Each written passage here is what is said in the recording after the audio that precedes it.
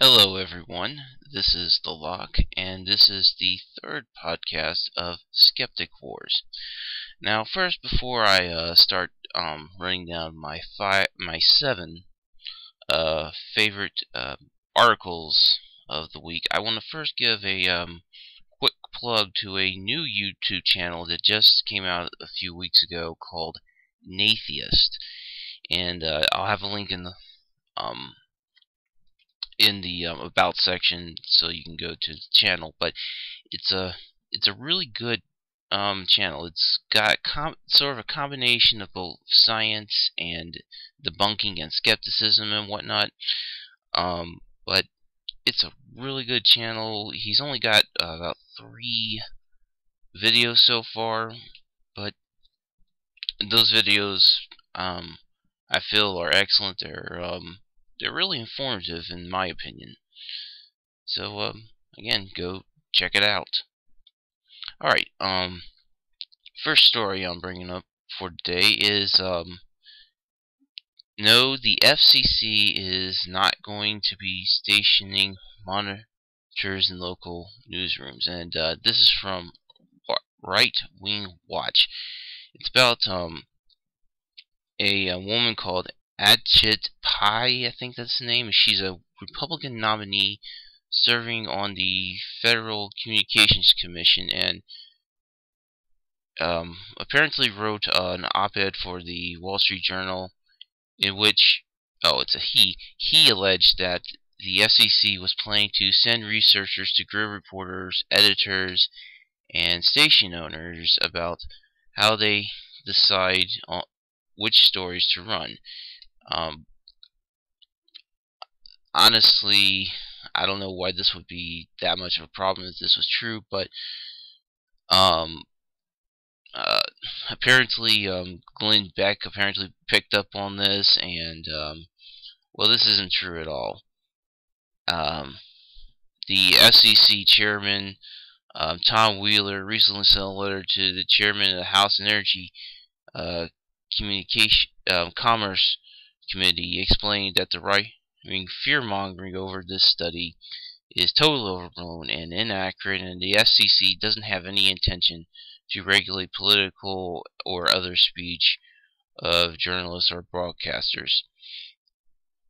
And that apparently they're just doing it to has a legal obligation to identify market entry barriers for entrepreneurs and other small businesses in the provision and ownership of telecommunication services and information services, and make a report to Congress. Apparently, this is just for market regulations, on commercial stuff, and apparently got either misinterpreted or, as I like to call it, blown out of proportion, or just plain outright lied about. But but it's not true. They're not. They are going to go. They are sending people out, but not for to monitor. They're sending them out for they're not monitoring political speech. They're monitoring commercial stuff like that. It's all right. Next one is about a story about how Discovery Channel has apparently faked an image of a giant shark in a documentary. This is about that I believe that Megalodon, the so-called Megalodon documentary about how the Megalodon is supposed to be real, and basically this article in the Guardian by George Monboit, and basically saying that there's this one image showing what's alleged to be a megalodon swimming past some German U-boats. That's apparently from World War II, but as it turns out, the the whole thing looks very fake, and he's saying that either prove him wrong, or we're just going to call it fake and let it be that. All right.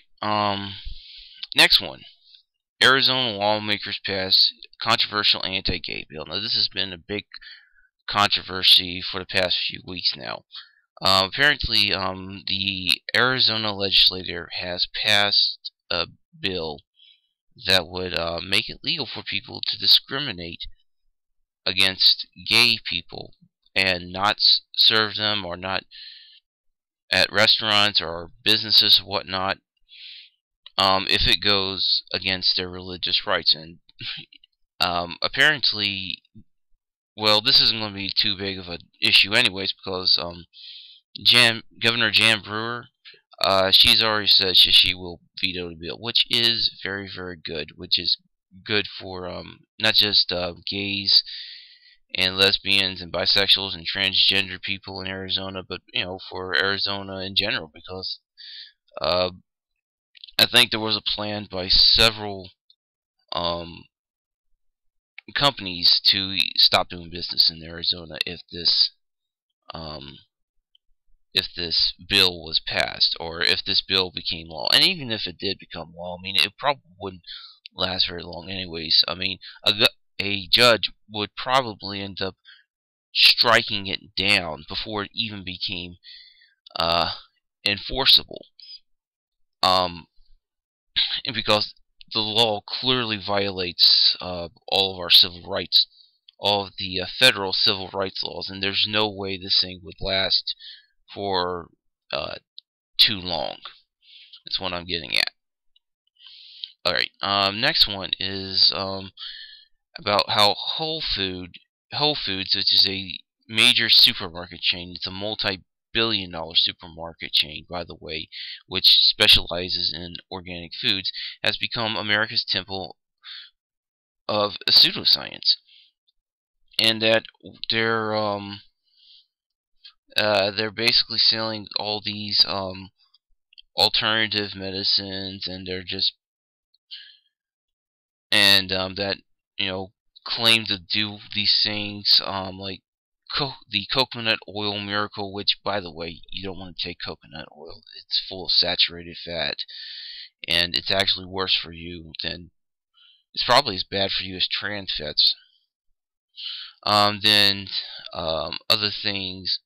Oh wait, no, that's not anything. That the Coconut Miracle is actually a book. It's not an actual Coconut Oil Miracles is a book. It's not a food products.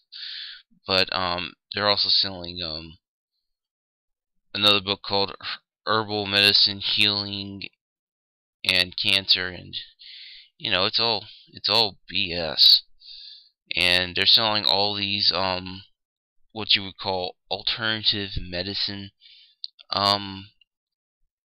foods, or these foods that are oftentimes claimed to be something good for you, and reality is, it's no more better for you than maybe some other types of foods, or heck, it might not even be good for you at all.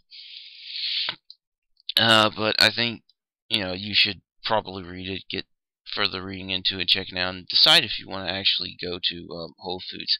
I can actually do kind of. I have been in Whole Foods a few times. There's not a Whole Foods supermarket where I live. I have to go out of town to go to it. I have bought a few things from Whole Foods, but and I gotta admit they do have some good food. But after reading this, I don't think I'm going to be buying from Whole Foods anymore. Actually, I'm not going to be buying from Whole Foods ever, or any store that sells organic foods, or primarily sells organic foods, because really, GMO foods is just, I mean, that sells organic foods, because really organic foods is nothing more than something that's backed by pseudoscience. And it's also, I feel that it's unethical to eat organic foods, and that's my personal opinion. But I'm just not going to. I'm probably never going to shop at Whole Foods again until, well, maybe I might. I don't know, um, but really, you should just check out the article, read it for yourself, and decide whether or not you want to go shop at Whole Foods anymore. Alright, here's one that got a lot of attention this week. It's probably um, currently the most read article um, on here, and it's about how a dubious Egyptian hepatitis C detector pops up again. It's about um, this the this some sort of detector that's unknown. It's like supposed to work, I guess, sort of like a tricorder from Star Trek. That's supposed to detect hepatitis C, and apparently it's some sort of bogus device. But apparently the Egyptian government is going to start using it. But really, the only way to find out if a person has hepatitis C is like take a blood sample and do some testing on it. That's really the only way to detect hepatitis C. You can't really detect hepatitis C with some scanner. At least I don't think so. Not yet. It would be nice to have something. It would be nice to have a scanner that you could just wave over a person and detect if they have hepatitis C or not. But this thing's just a piece of overpriced piece of junk, apparently. All right. Alabama legislators passed bill requiring school prayer every morning. This is from Gawker, and basically a key committee in the Alabama House of Representatives has pushed through a bill requiring teachers and students at all the state's public schools to spend 15 minutes every morning, which honestly is excessive even for to legally put prayer back in school, or should I say illegally put prayer back in school, because you cannot force a person to um, pray at school. Basically, every morning in Christian prayer, and at, I can't even tell you how illegal this one is. I don't think it would pass, and even if it did pass, I don't think it's going to make it. It'll either be vetoed, or it won't go through the.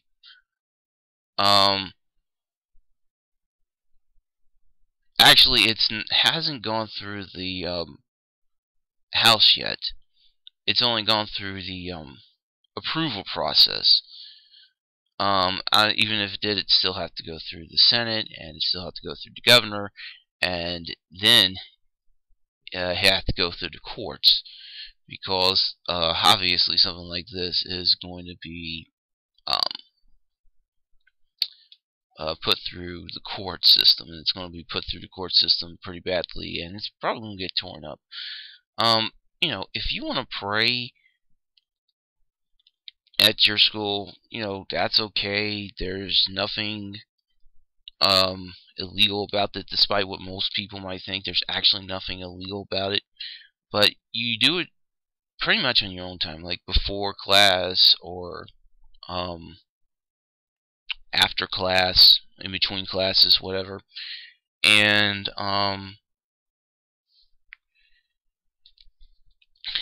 you don't take up um, um, the class's time. You don't take 15 minutes out of the day to pray, and you don't force it onto others. That's absolutely wrong. But if you as an individual want to pray at school, do it before class or after class. Don't do it during class.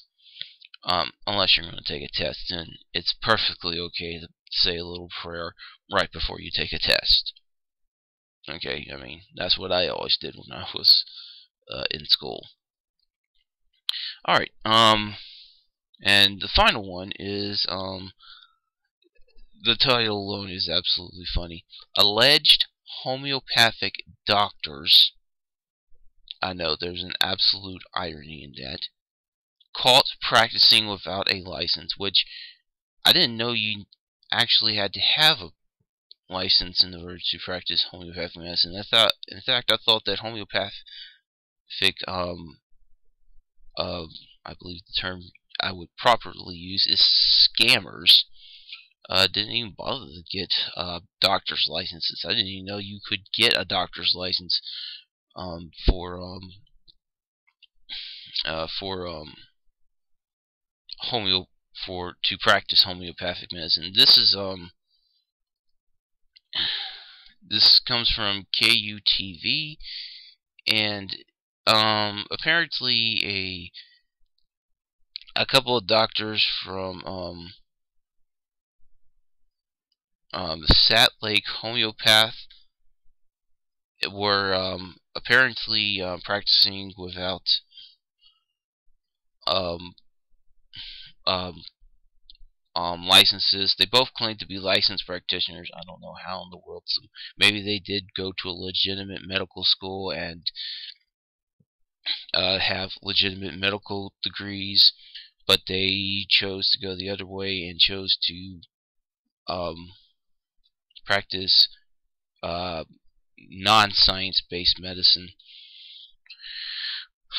But basically, you know, there's a couple of people who are in Utah right now who are in trouble for practicing fake medicine without a doctor's license, which I think is absolutely great. Alright, so there you have it, folks. I hope you all enjoyed this podcast. I hope to see you again. Next time, this is Locke saying, see ya.